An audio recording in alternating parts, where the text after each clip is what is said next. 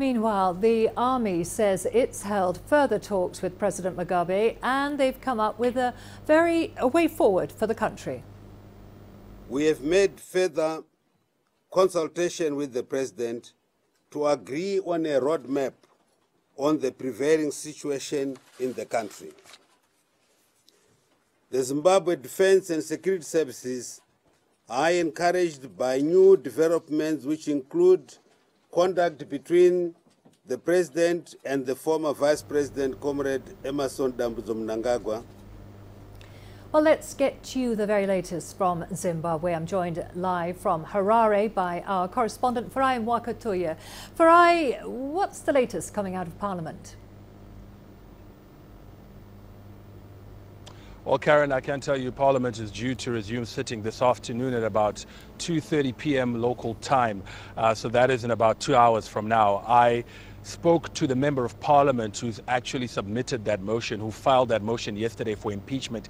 He says that the motion does not appear on today's order paper, and that is because it still needs to be seconded in Parliament before it can then be debated. So we anticipate the seconding of that motion will happen today, and then formal debate on that motion will begin tomorrow.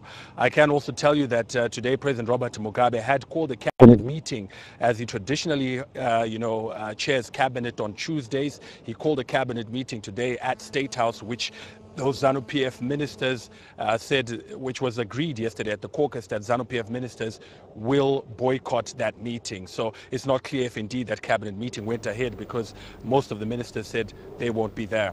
Karen. Let's talk about the military. The military says that they've agreed to a roadmap for the country's future, though. Any idea what that might be, and what role will Robert Mugabe be playing? Well, as they said there, they had initiated, or engagement has been initiated between President Robert Mugabe and the former Vice President. We can tell you that this morning we've seen a statement attributed to the former Vice President in which he says that indeed he has been contacted, but he won't be coming back to Zimbabwe until his safety and security are guaranteed, which is why he says that he fled the country. But he also says that, President Robert Mugabe should heed the call from the people of Zimbabwe to step down. He says that, even if he needs President Robert Mugabe, the issue here is not between him and President Robert Mugabe. It's between President Robert Mugabe and the people of Zimbabwe. So he's, piling on the pressure, adding to the voices that are saying President Mugabe should respect the voice of the people and indeed step down. Karen. Farai, so on the one hand, we have ZANU-PF trying to impeach the president, but on the other, we have the military holding talks with him. Why so much confusion? There are mixed messages, aren't there?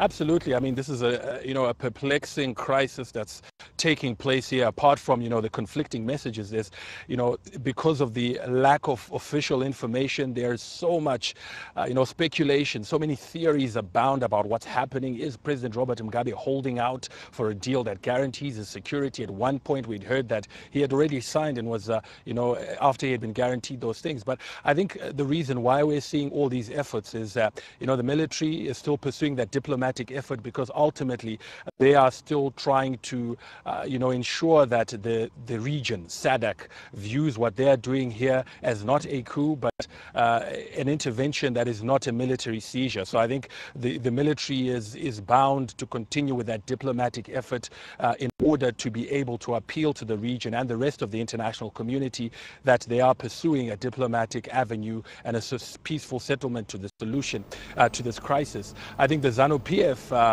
side of things is purely realizing that President Robert Mugabe has dug in so far, and the only way to take him on is now legally, and so they're pursuing that challenge through Parliament. But on the other hand, we also see other civic society groups, in particular the war veterans, saying that they want to continue the civil, the mass protests. And so they've been calling for people to come back onto the streets until President Robert Mugabe leaves. So, there are multiple avenues that people are trying to pursue in order to see President Robert Mugabe step down. And I think all of them, are required, because this is an iconic leader with such a powerful grip on Zimbabwe that perhaps this is the sort of effort that is required to get him to step down. Karen. Okay, Farai Mwakatoya there in Harare live for us. Thank you very much for that update.